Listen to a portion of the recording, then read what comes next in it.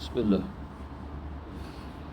Bismillahirrahmanirrahim. Alhamdulillahilladzi hadana lil Islam walhamdulillahilladzi akramana bil Qur'an. Alhamdulillahilladzi manna 'alaina bi sayyidina wa habibina Muhammadin sallallahu alaihi wasallam. Wa ba'du. Assalamualaikum warahmatullahi wabarakatuh. Alhamdulillah, Allah Subhanahu wa taala memberi hidayah kepada kita. Hidayah yang paling agung adalah hidayah ma'rifatullah, mengenal Allah. Kemudiannya kita mengenal dengan apa yang diperintah oleh Allah Subhanahu wa ta'ala, itu adalah hidayah dalam Islam. Kerana hendaklah kita ketahui bahawasanya dalam kehidupan ini, yang pertama agama, yang kedua beragama. Di sudut aqaid, akidah, ada perbezaan kata ulama kita. Apabila disebutnya agama, maka di dalamnya ada perundangan, peraturan, dan khususnya dengan apa yang diwajibkan oleh Allah Subhanahu wa ta'ala. Lalu apabila ditanya adakah ibadah puasa termasuk daripada agama ini, maka jawapannya iya. Disebabkan baginda Rasulullah sallallahu alaihi wasallam pernah bersabda tentang arkanul Islam, rukun Islam, sehingga Nabi sallallahu alaihi wasallam menyebut tentang dua kalimah syahadah, mendirikan salat, dan Rasulullah juga menyertakan dengan wasaumi Ramadan, itulah berpuasa Ramadan. Maka itu telah disepakati oleh seluruh ulama, puasa Ramadan itu adalah termasuk agama. Lalu apa yang dimaksudkan beragama? Beragama ini praktikal dia. Di sisi Allah Subhanahu wa ta'ala, bagi kita yang ada agama, iaitulah al-Islam, perintah untuk puasa. Cuma kaedah dalam ibadah puasa itu pecah dua. Satu, lurus mengikut sunnah baginda Rasulullah sallallahu alaihi wasallam yang tepat, selain daripada yang sahih. Yang kedua pula adalah tidak termasuk daripada sunnah, tetapi diharuskan pada syar'iyatul Islamiyah, diharuskan pada syarat. Ini di sudut usul. Seperti mana contoh, mungkin kita berbuka puasa, kita juga bersahur, akan tetapi mungkin cara kita berbuka puasa ataupun cara kita bersahur tidaklah dapat 100% seperti mana berbuka dan juga sahurnya Rasulullah. Cuma cara kita makan, cara kita minum dalam berbuka dan sahur tidak bersalahan di sudut syariatul Islamiyah. Itu pecahan yang kedua, furu' tu. Yang pertama pada usul. Seperti mana contoh kata ulama, kalau ditanya tentang apa yang dimakan oleh Rasulullah ketika berbuka puasa, maka di sudut usul mengambil daripada apa yang sabit. Sabit ni maknanya ada hadis Rasulullah sallallahu alaihi wasallam, ada bukti, itu dalil bahawasanya Rasulullah telah berbuka puasa dengan makan ini, minum ini, gitu. Itu yang pertama. Tetapi usul sebenarnya itu jauh lebih mudah daripada furu'iyah. Sebab furu'iyah cabang-cabang dia dah jadi banyak. Kalau ikut pada usulnya, dalam hadis-hadis Nabi SAW atas apa yang dilakukan oleh Nabi, usulnya ketika mana Rasulullah SAW berpuasa, tidak banyak pada amalnya, praktikalnya. Tetapi walaupun begitu, kalau kita ikut balik, mengikut pada kaedah al-Islam, tidak lain itu adalah untuk memudahkan bagi umat Islam mengikut dengan apa yang dilakukan oleh Rasul. Mengapa agaknya? Kerana jumlah yang dilakukan oleh Rasulullah praktikalnya tidak banyak. Ketika mana Rasulullah SAW ada dalam kehidupan Ramadan baginda Rasulullah, maka di sini ulama kita ditanya mengapa? Jawapannya adalah untuk memudahkan bagi umat. Seperti mana contoh kata Aisyah radhiyallahu anha, Nabi SAW pada qiyamul lail dalam bulan Ramadan, di luar Ramadan 8 rakaat saja. 3 rakaat witir. Itu kata Aisyah radhiyallahu anha, hadisnya sahih Bukhari. Walaupun begitu, dilihat juga pada perubahan yang berlaku pada zaman para sahabat Rasulullah. Mengapa adanya perubahan? Disebabkan pada ketika itu tidak ada lagi sahabat, melainkan banyaknya wafat. Lalu yang ada adalah bukan sahabat. Kalau ada pun sahabat yang masih hidup, jumlahnya tidak ramai. Kalau ada, kalau tidak ada. Cuma kemudiannya itu jumlah yang bukan sahabat Nabi semakin ramai. Jadi ada perubahan di situ. Seperti mana kita hari ini pun mengikut daripada perubahan-perubahan yang berlaku pada awal-awal dulu. Seperti mana contoh Qiyamul Rasulullah SAW pada zaman Abu Bakar Siddiq jadi khalifah yang pertama, dari Islam. Lalu Abu Bakar Siddiq pun melaluinya malam-malam Ramadan. Lalu dia lihat para sahabat yang masih hidup pada ketika itu melakukan apa yang dilakukan oleh Rasulullah, sama saja, tidak ada perubahan. Apa maksudnya? Pada malam-malam Ramadan mereka berkumpul solat berqiyam di masjid selain daripada di rumah mereka. Mereka berqiyam lama, sehinggalah seperti mana kalau kita kaitkan pada hari ini, lepas isyak saja mereka telah solat sunat, pukul 4, pukul 5 baru balik rumah untuk sahur. Hanya sekadar 8 rakaat. Oleh kerana itulah Abu Bakar Siddiq bila dilihat, dia tak masuk campur, sebab itu perbuatan Nabi, zaman Nabi. Mengapa agaknya? Sebab adanya para sahabat yang mempunyai pengalaman yang solat malam bersama Rasul pada bulan Ramadan. Aku ada pengalaman, katanya. Lalu aku solat bersama Rasul. Rakaat yang pertama saja Rasulullah baca surah Al-Baqarah. Rakaat yang kedua Ali Imran dan juga surah An-Nisa. 2 rakaat awal saja Nabi menghabiskan hampir 5 juzuk Quran.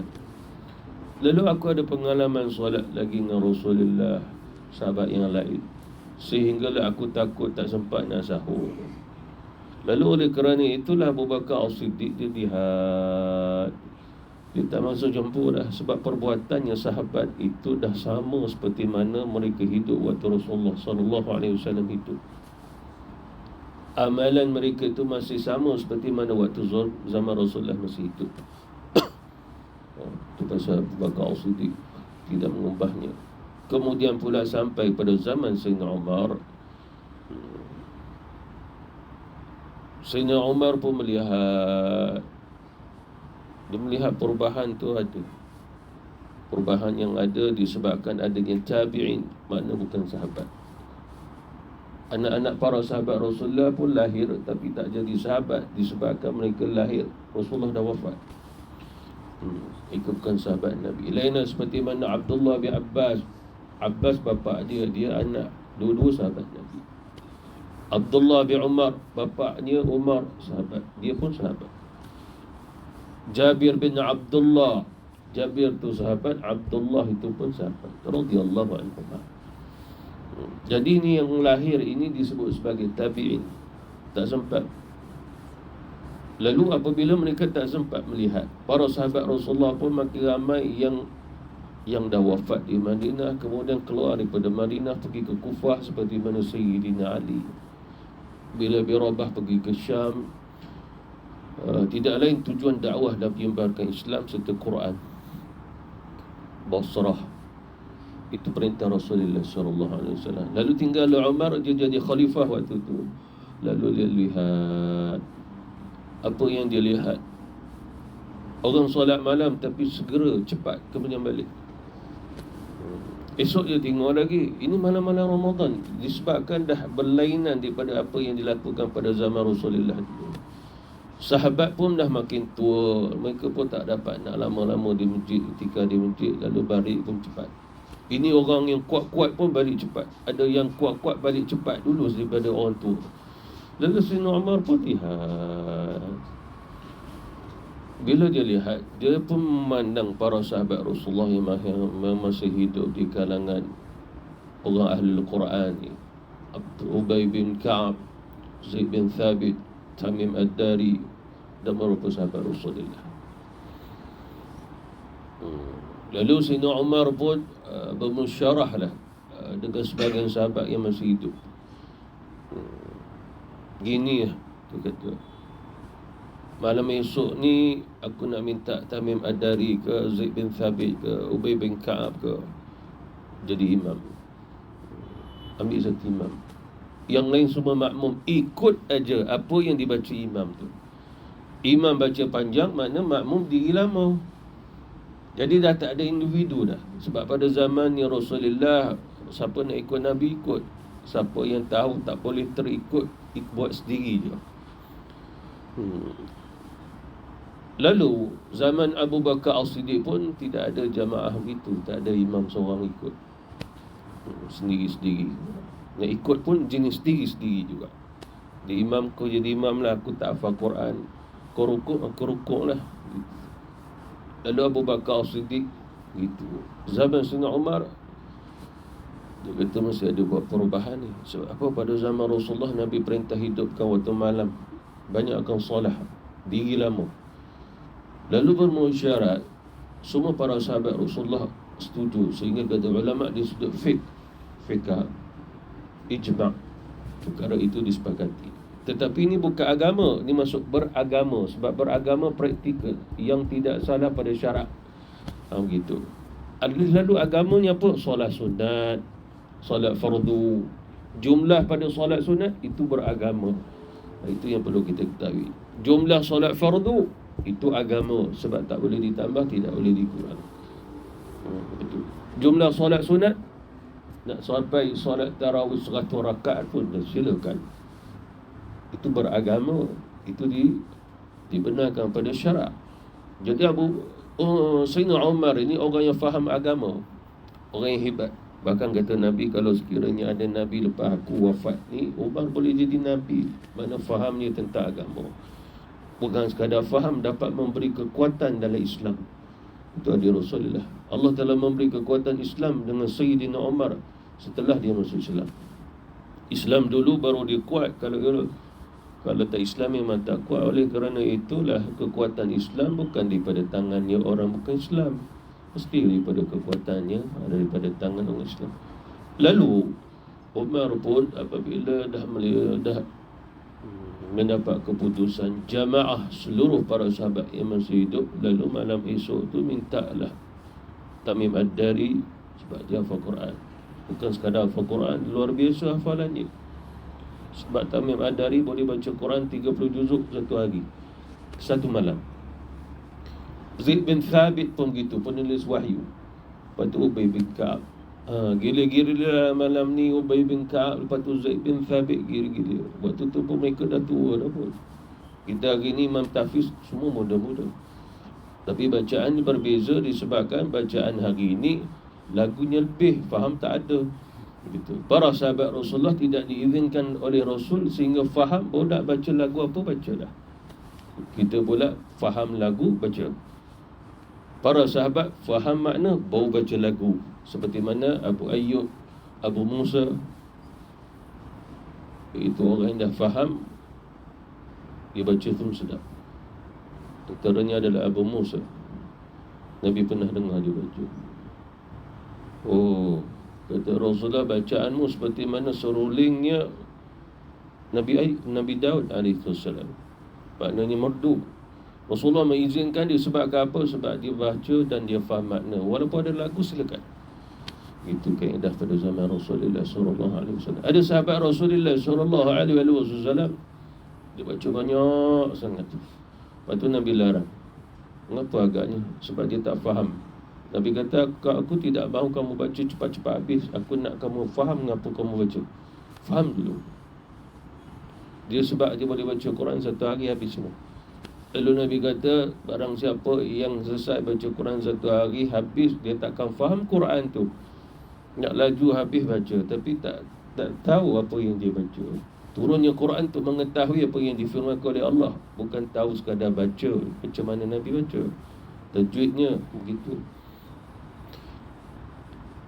Lalu Sayyidina Umar kata, wahai Ubay, malam ni solat 8 rakaat. Dia kata 8-nya. Ubay pun solat.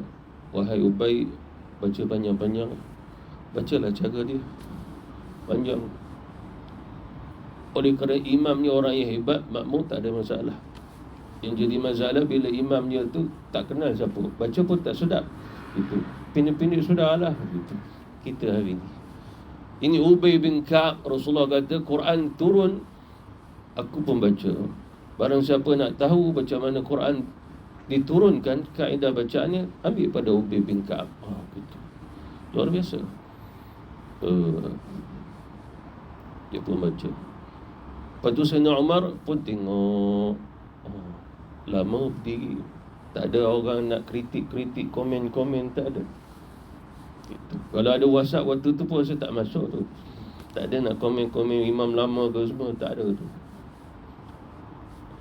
Esoknya pula Sayyidina Umar pun tengok, lalu Sayyidina Umar kata, teruskan 8 rakaat. Hampir sampai 10 hari, Umar kata, wahai Ubay, tambah lagi, buat 12 rakaat. Tambah lagi sehinggalah 10 malam terakhir 20 rakaat. Tak ada siapa pula yang kritik. Makin panjang bacaan. Kemudian Sayyidina Umar pun tengok orang semua dah 10 malam terakhir semua bersemangat. Itu kaedahnya pemikiran fikrah Sayyidina Umar.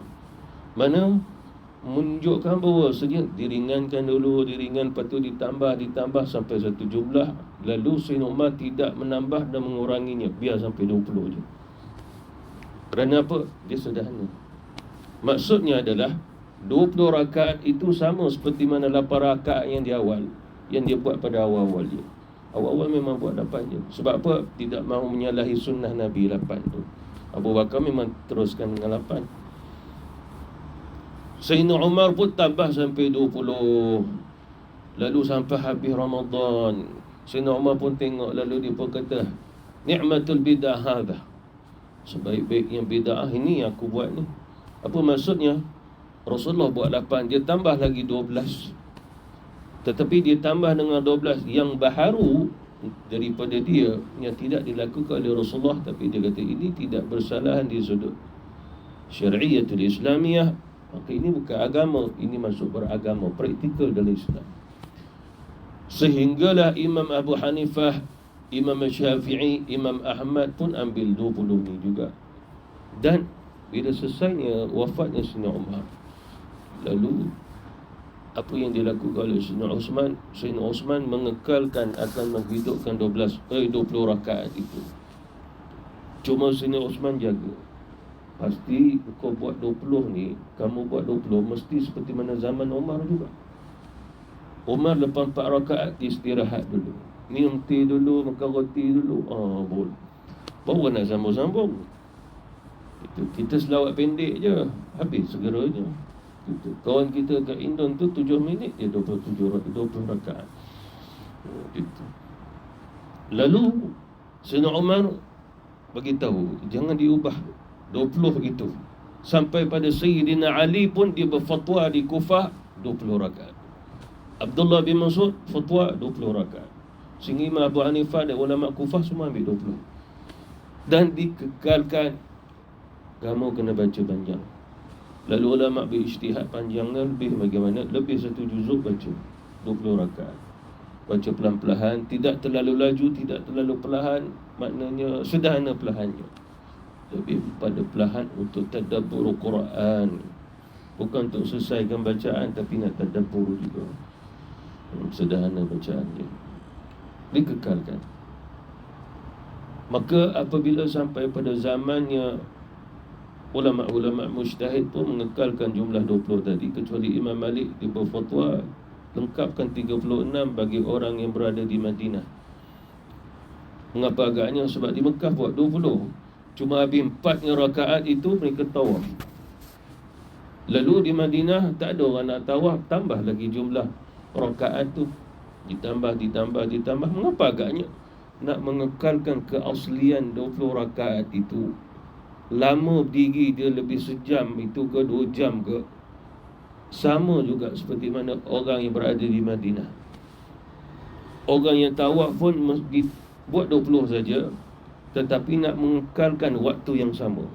Mungkin pada ketika itu kata ulama ada ijtihad, lebih kurang mungkin mereka akan solat malam lebih 3 jam. Sebab apa? Ada istirahat pelan-pelan. Sukalah buat secara gembira lah. Macam kita buat hari sukan lah. Mana ada hari kita buat setengah jam, 1 jam, berjam-jam. Sukan sekolah anak kita berjam-jam. Lalu kita pun gembira, anak pun berbalik piala. Lalu begitu juga apabila kita solat, kalau dah 3 jam dalam keadaan suka, kita akan tanya lagi, boleh tak buat tambah lagi? Itu suka. Macam kita solat di Masjidil Haram tu dah 1,5 jam, relax je. Bahkan dah habis ingat nak lagi lah, nak lagi buatlah sendiri. Begitu.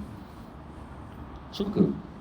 Falyafrahu, maka hendaklah kamu gembira. Lalu sampailah kita zaman hari ini, dia dah lari tu. Tetapi lari di sini dia beragama, mujur dia duduk dalam tu, tak bersalah di sudut syari'iyah. Oleh kerana tu nak buat 8, nak buat 10, nak buat 20, tak ada siapa nak boleh kritik, selagi mana dia adanya kekhusyukan dalam bacaan, kekhusyukan dalam solat. Itu. Oleh kerana itulah tarbiyah bulan puasa bukannya menjadi urufiyah, tradisi sehingga orang akan berhujah, berkritik itu, ini 8 saja, lebih pada itu bid'ah. Kita tak masuk campur itu. Sebenarnya pada bulan Ramadan tu bulan tarbiyah. Jangan dilihat pada jumlahnya rakaat tu, dilihat diri kita, aturan yang Allah Subhanahu Wa Taala tetapkan dalam agama, adakah kita amalkan dia dalam Ramadan itu? Itu dia paling utama. Orang akhir zaman dia ambil pada furuk, dia akan menjadinya urufiyah. Urufiyahnya adalah satu tradisi. Bila menjadi satu tradisi, dia tak tahu bahawasanya perintah dalam agama jauh lebih besar daripada perintah yang sesama dalam masyarakat. Apa maksudnya di sini? Seperti mana kita pada zaman ini dah bersalahan tidak seperti mana zaman dulu-dulu, ataupun fatwa ulama yang terdahulu.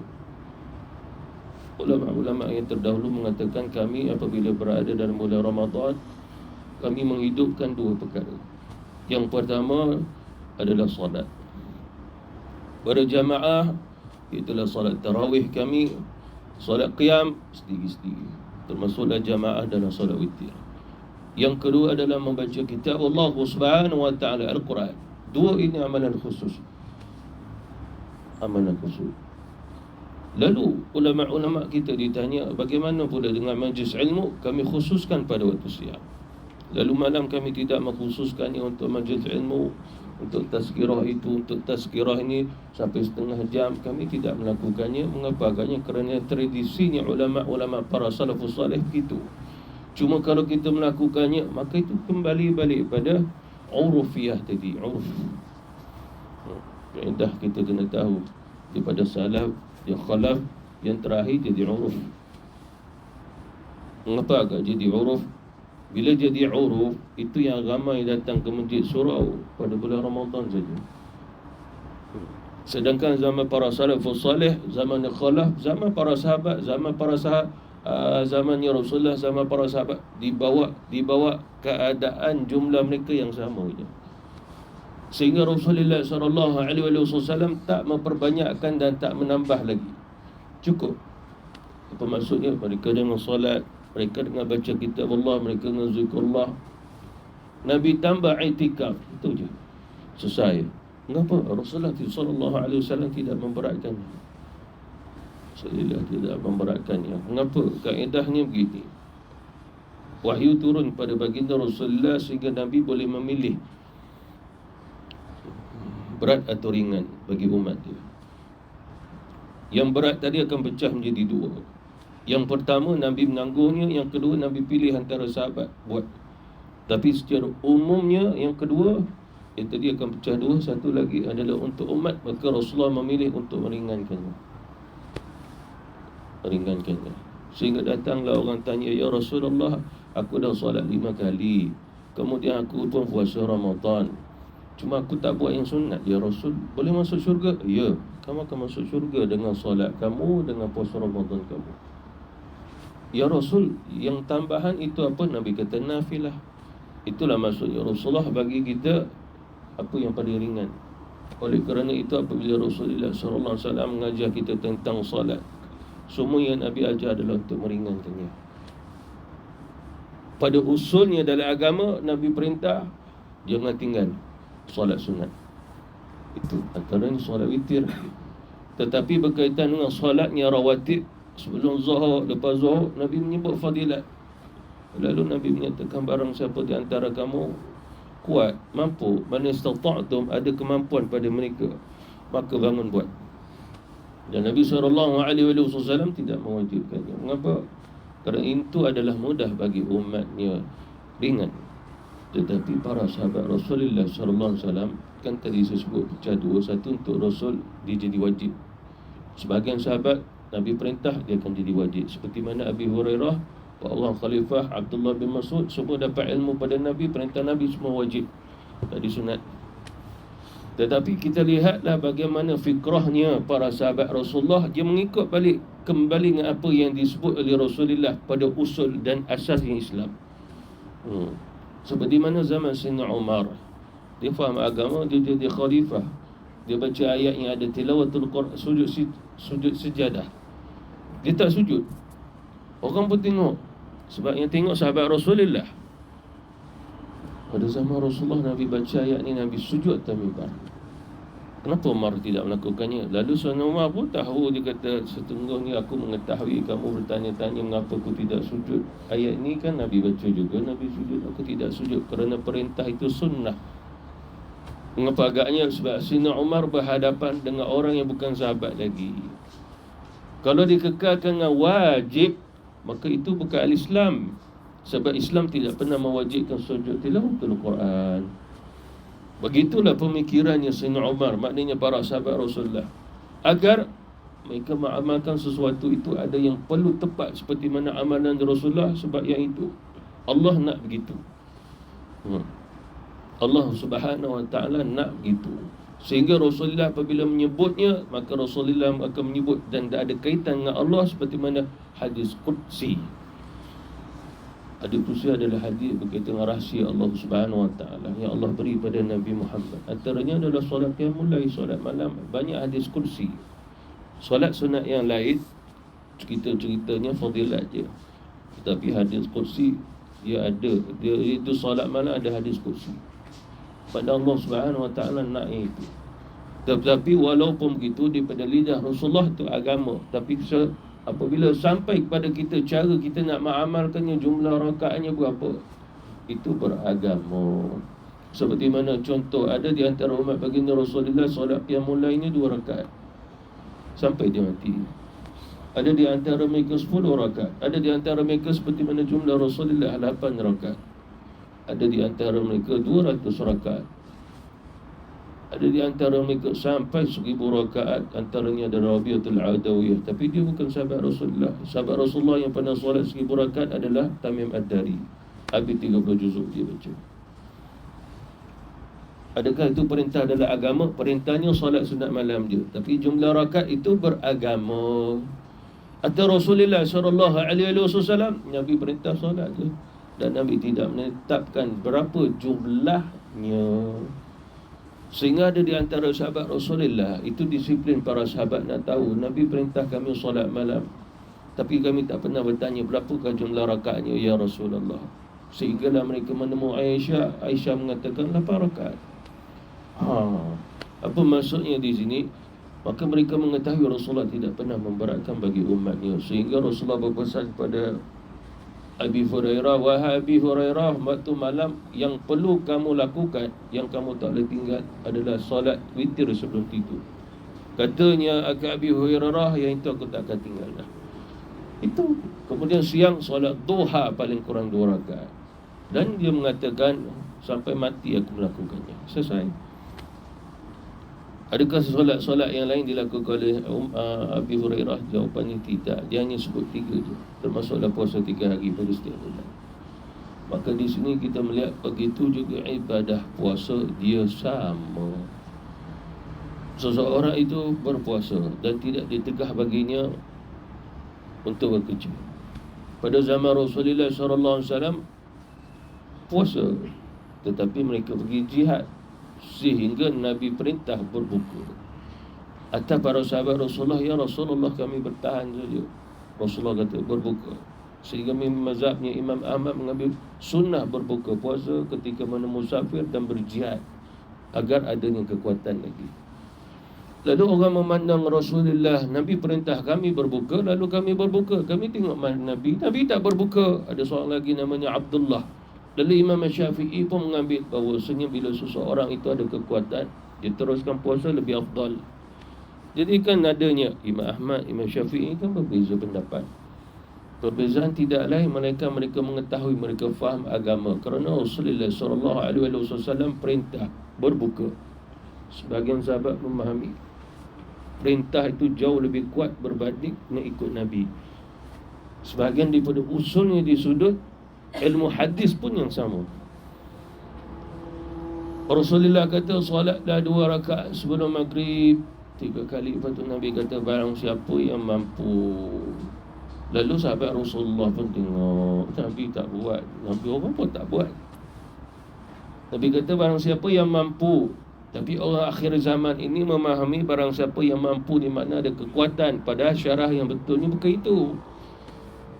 Yang mampu adalah iaitu apabila seseorang itu dia melihat Rasulullah SAW, Nabi tak solat sebelum maghrib tu. Nabi kata solat, dia akan menjadi mustahab, dia tak jadi sunat gitu. Dan sunatnya juga dia tidak menjadi muakkad. Itu disepakati oleh ulama-ulama. Lalu sahabat Rasulullah tak buat. Yang tak buat dia mempunyai kekuatan juga. Maknanya kekuatan kerohaniannya, dia tahu sebenarnya solat apa yang perlu dilakukan dengan zikir, dengan doanya. Sebab Rasulullah SAW pernah juga bersabda, barang siapa yang mahu membina kekuatan dengan doa, maka dia tak perlu solat 2 rakaat sebelum maghrib, dia doa je. Ya Rasul, apakah doa yang terbaik untuk kami munajat kepada Allah di antara waktu ini ya Rasul? Allahumma inna nas'aluka al-afiyah, kata Rasul, minta al-afiyah. Ada di antara mereka tak tahu nak doa apa. Bangunlah solat 2 rakaat. Kaedahnya gitu. Sampai akhir zaman, mana Nabi buat, Nabi tak buat lagi, baguslah. Dia nak berhujah kan, nak berhujah sini. Pada zaman Rasulullah tidak begitu. Bagaimana ajaran didikan Nabi, tarbiyah Nabi sebenarnya mudah. Macam kita cakap hari ni, benda ni boleh settle lah, ijaz lah, contoh gitu. Benda ni tangan manusia punya, bukannya daripada Allah Ta'ala. Allah Ta'ala tetapkan pada asas-asas kehidupan. Allah Subhanahu Wa Ta'ala bagi tanah, Allah Subhanahu Wa Ta'ala bagi besi, Allah Subhanahu Wa Ta'ala bagi macam-macam. Lalu Allah bagi kita juga keizinan menguruskannya.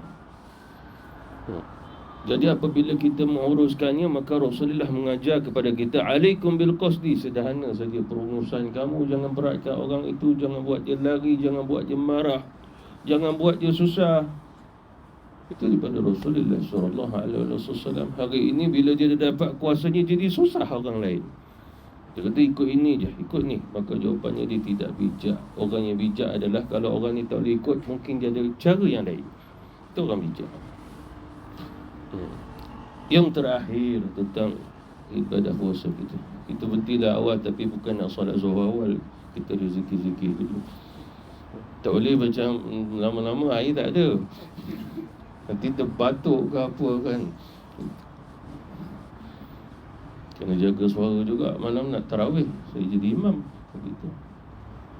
Yang terakhir tentang ibadah puasa, yang perlu kita ketahui, Allah Subhanahu Wa Ta'ala dia tarbiyah kepada kita secara langsung.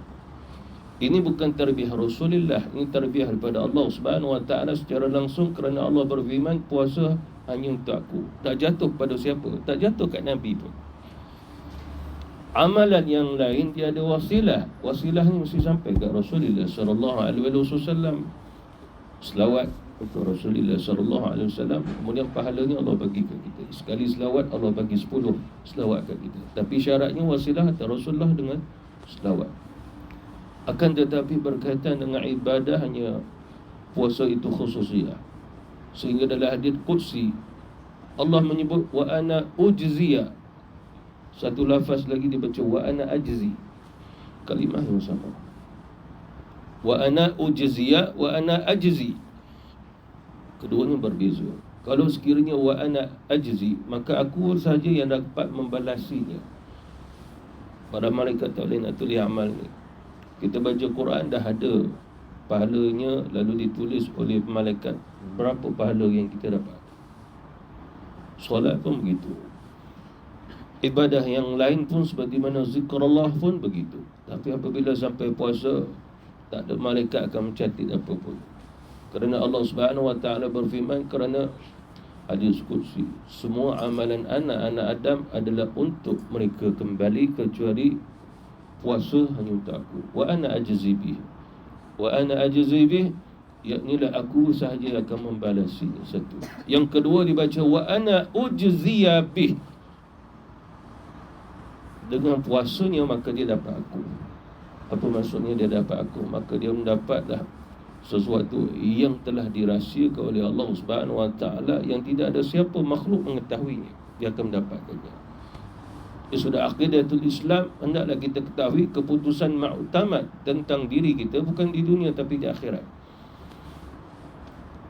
Sehinggalah dengan akal kita, dengan ilmu kita, dengan pandangan kita tidak boleh menstatuskan diri seseorang. Tak boleh. Kecuali memang dia tahu, kita tahu dia kafir, mati dia kafir. Lalu kalau disebut, ditanya dia mati Islam ke mati kafir, maka semua sepakat dia mati kafir. Kan tanah perkuburan kafir lagi. Tetapi orang yang mati dalam keadaan Islam, kita tak boleh menstatuskannya walaupun dia mati dalam keadaan dosa besar sekalipun. Sebab dia tidak syirik, yang melakukan dosa besar. Maksud menstatuskan di sini, yakni kita tidak menyatakan bahawasanya dia ahli syurga yang wajib akan masuk syurga tanpa hisab, ataupun kita mengatakan dia pasti masuk neraka, dia ahli neraka. Tidak. Kerana apa? Kerana tertahan dengan rahmat daripada Allah Subhanahu Wa Taala, seperti mana firman Allah, yaghfiru liman yasha' wa yu'adzibu man yasha'. Di sini orang akhir zaman tidak berpegang betul-betul ayat ini, kerana mereka berani untuk menstatuskan diri seseorang. Orang ni begini. Padahal di Rasulullah SAW, Nabi menyebut bahawasanya Allah berfirman, ada di antara hamba-Ku pada siang hari, dia melakukan dosa, malam hari dia pun bermunajat dan doa serta bertaubat padaku. Dalam aku pun menerima, wa ana tawwabur rahim, aku menerima taubat dia. Selesai. Itu maksud ayat yaghfiru liman yasha', Allah menghendaki untuk beri keampunan. Wa yu'adzibu man yasha', bagaimana pula orang-orang yang diazab oleh Allah Subhanahu Wa Taala kerana kesombongan dalam melakukan kemaksiatan. Dia sombong. Atas dunia lagi, Nabi menyatakan bahawasanya orang yang sombong di akhirat Allah tak melihat dah. Allah masih melihat orang yang buat dosa, tapi dia tak sombong, dia tahu dia salah. Allah melihatnya lalu merahmati dia. Tetapi kalau sekiranya seseorang buat dosa lalu dia sombong, seperti mana contoh, dulu-dulu pernah tinggal solat, lalu kita mengaku menyesalnya, berdosanya kita. Contoh gitu, mengaku kita dah buat salah, ada dosa tu. Semoga Allah merahmati kita di akhirat. Satu lagi golongan tinggal solat, no problem, beres itu, asalkan jangan buat lagi je gitu. Sedangkan apa yang kita belajar, kalau kita tersedar memang tinggal dulu, kita kena wajib ganti balik.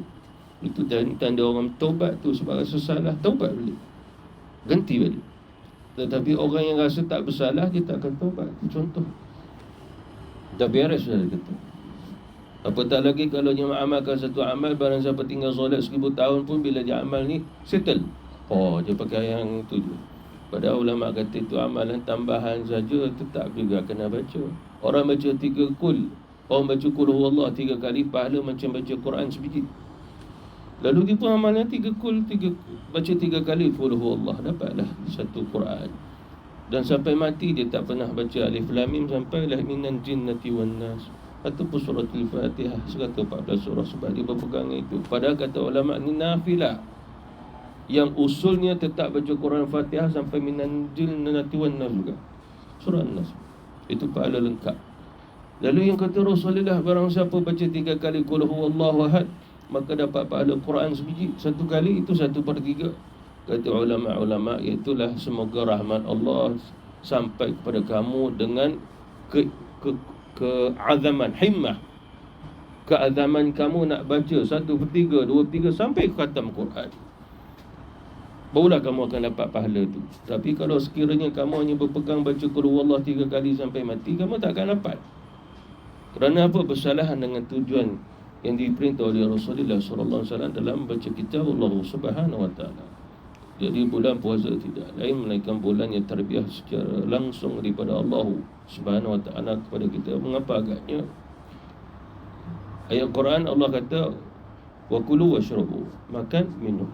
Ya ayuhan nasu kulu mimma fil ardi halalan thayyiba. Wahai manusia, selagi mana manusia, Allah kata makanlah yang halal yang baik. Ya ayyuhallazina amanu kulu min thayyibat ma razaqnakum washkuru lillah. Maknanya kita bersyukur kepada Allah, Allah bagi kita, lalu Allah kata makan. Masuknya Ramadan siang hari, Allah Subhanahu wa taala melarang kita, kutiba alaikumus siyam, kamu tak boleh makan minum. Itulah namanya puasa, as-siyam. As-siyam tu al-imsak, makna menahan diri, jangan makan, jangan minum. Kutiba, Allah fardukan buat kita. Lalu di sini dah berlawanan. Lalu barulah kita tahu bulan Ramadan perkhususan Allah sedang tarbiyah kita agar bila kita dapat tarbiyah bulan ini 11 bulan jalan atas tarbiyah. Macam seperti mana contoh kita baru masuk kerja, baru masuk satu syarikat, maka diajar cara-cara dia 1 bulan. Cara 1 bulan itulah guna pakai untuk sampai ke bertahun-tahun punya cara.